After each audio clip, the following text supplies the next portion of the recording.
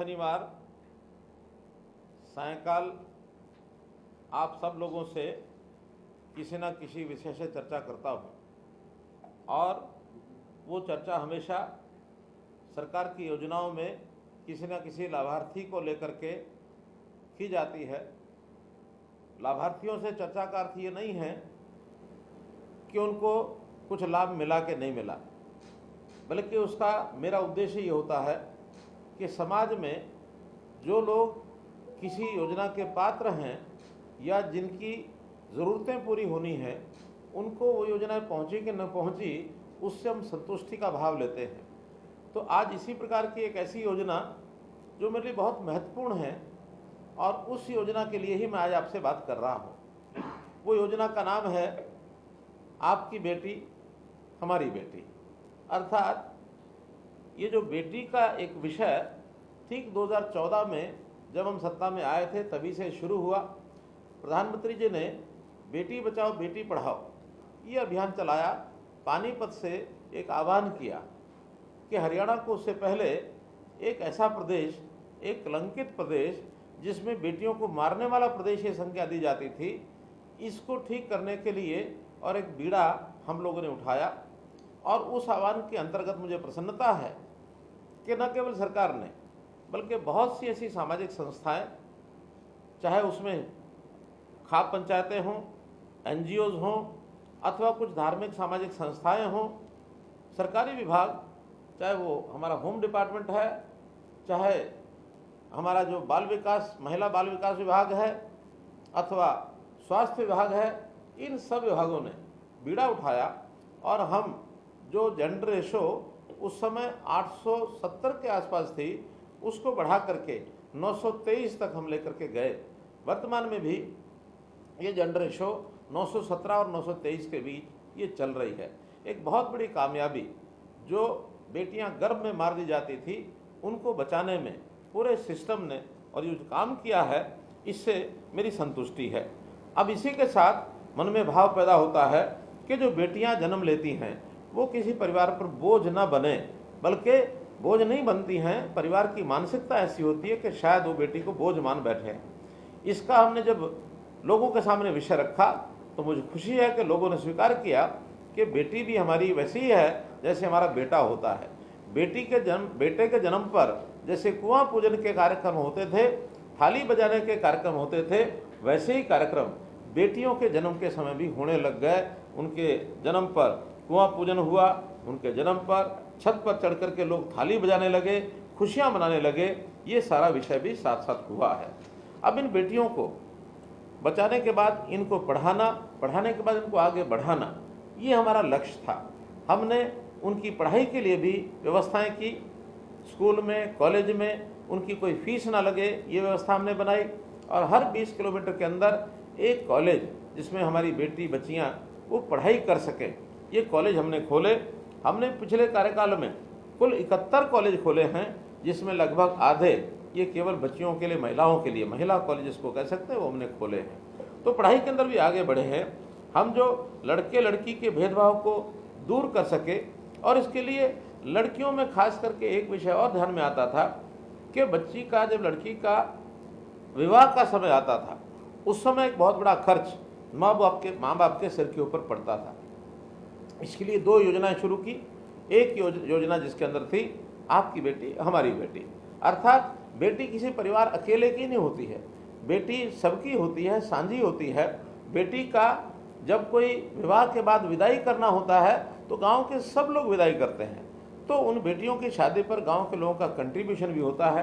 परिवार पर ज़्यादा वजन न पड़े, हमने बेटियों की शादी में 31,000 रुपये से लेकर के 71,000 रुपये तक की नगद राशि ये देनी शुरू की है। खास करके जो हमारे BPL परिवार हैं, SC समाज के परिवार हैं, उनको ये राशि देनी शुरू की। और बेटी के जन्म के समय ही हमने भारतीय जीवन निगम बीमा उनको कहा कि आप एक इंश्योरेंस हमारा बेटी के नाम से करिए, ताकि बेटी की शादी के समय उसको 1 लाख रुपए की सहायता हो जाए। तो हमने हर बेटी के जन्म के समय, खास करके अनुसूचित जाति की जो हमारी बेटियां थी, उनकी पहली बेटी के समय ही 21,000 रुपया और एक मुश्त दे करके उनके नाम से बीमा कराया।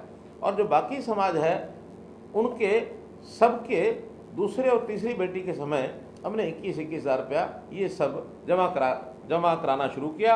अर्थात अनुसूचित जाति की हर बेटी के जन्म के समय 21 हज़ार रुपया और बाकी जो समाज है उनके दूसरी और तीसरी बेटी के जन्म के समय 21 हज़ार रुपया ये बैंकों में जमा कराया है। अभी तक 2015 के बाद 4,30,278 लड़कियों को इस योजना का लाभ मिला है और ये राशि माता पिता की सहायता के लिए उनके जन्म के समय काम आएगी। और इस प्रकार से बेटियों को अबला न समझकर बेटी को सबला बनाने का जो काम हमने किया, उसमें उनकी पढ़ाई, उनके ज्ञान विज्ञान के अंदर उनका आगे बढ़ने का काम, खेल के मैदान में उनको आगे बढ़ाने के लिए, राजनीति हो फिर समाज सेवा हो, ऐसे महिलाओं के हर क्षेत्र के अंदर आगे बढ़ने के लिए हमने काम किया। यहाँ तक हमारी एक बेटी चंद्रयान 3 के सफल लैंडिंग की जिम्मेदारी उस बेटी को मिली और एक प्रकार से उसने हरियाणा का नाम न केवल देश में बल्कि दुनिया में वो छोड़ा है। हरियाणा की बेटियों की बहुत सी उपलब्धियाँ ये हमको ध्यान में आती हैं।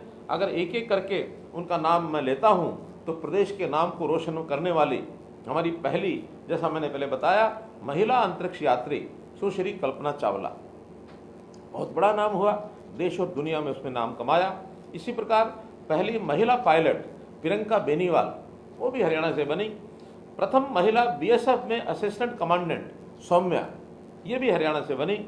मिग 29 उड़ान भरने वाली देश की प्रथम महिला सिविलियन मेघा जैन। इसी प्रकार प्रथम महिला रोडवेज बस चालक पंकज देवी, प्रथम महिला पहलवान ओलंपिक कांस्य पदक विजेता साक्षी मलिक, प्रथम महिला पहलवान राष्ट्रमंडल खेलों में स्वर्ण पदक विजेता गीता फोगाट, प्रथम महिला ओलंपिक रजत पदक विजेता दीपा मलिक, प्रथम महिला एवरेस्ट पर्वतारोही बहन संतोष यादव, प्रथम महिला वर्ल्ड रेसलिंग एंटरटेनमेंट यानी WWE रेसलर कविता दलाल, प्रथम महिला अर्जुन पुरस्कार विजेता गीतिका जाखड़, प्रथम महिला भीम पुरस्कार विजेता सुनीता शर्मा और प्रथम महिला मिस वर्ल्ड खिताब विजेता मानुषी छिल्लर। ये हरियाणा की इन बेटियों ने अपनी प्रतिभा और मेहनत के कारण से न केवल अपना परिवार, प्रदेश और देश का नाम दुनिया में ऊंचा किया है। मैं ऐसी सब बेटियों के इस प्रकार के कृतित्व के लिए उनको सबको बहुत बहुत बधाई और शुभकामना देता हूँ। भाइयों बहनों, हमने प्रधानमंत्री जी ने भी जैसा सुकन्या समृद्धि योजना, ये योजना चलाई है, इस योजना के अंतर्गत भी बेटी अपने बैंक खाते में 10 वर्ष की आयु के बाद बालिकाओं का खाता डाकखाना में खुलवा सकते हैं। प्रतिवर्ष 250 रुपये से लेकर 1.5 लाख रुपए तक की राशि वो जमा करा सकते हैं। इस राशि पर 8% चक्रवृद्धि ब्याज उनके खाते में उनको मिलता है। साथ ही इस राशि को धारा 80C के अंतर्गत आयकर से भी और मुक्त किया गया है। ये राशि बेटी के बड़े होने पर उसके किसी भी कामकाज में मददगार हो सकती है। हमने बेटी के विवाह के समय ये जो योजनाएं पहले बताई हैं वो सब हमने लागू की हैं। यही नहीं, बेटियों को आगे बढ़ाने के लिए समय समय पर उनकी जो पढ़ाई की फीस है वो भी हमने माफ़ की है। ITI में पढ़ते समय लड़कियों को प्रतिमाह वजीफा ये भी दिया जाता है और बेटियों के 150 किलोमीटर दूरी तक रोडवेज की बसों में मुफ्त यात्रा ये सुविधा भी दी गई है। 211 विशेष महिला बसें पढ़ाई में जाने के लिए छापसू योजना में छात्रा परिवहन सुरक्षा इस योजना में भी हम चला रहे हैं। हम BPL परिवारों की किशोरी और महिलाओं को मुफ्त में सैनिटरी पैड उपलब्ध करवाने के लिए महिला किशोरी सम्मान योजना ये भी हमने उसमें लागू किया है।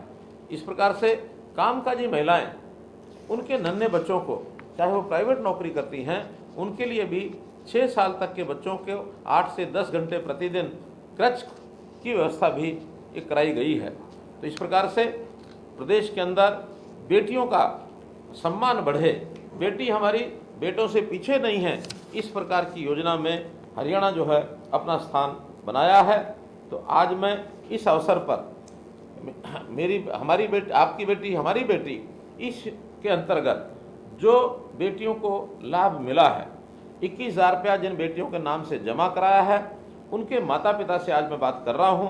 निश्चित रूप से इसके लिए मैं आपको बहुत बहुत धन्यवाद भी करता हूँ, आपको शुभकामना भी देता हूँ। मैं बहुत बहुत आपका धन्यवाद करता हूँ बेटियों के लिए।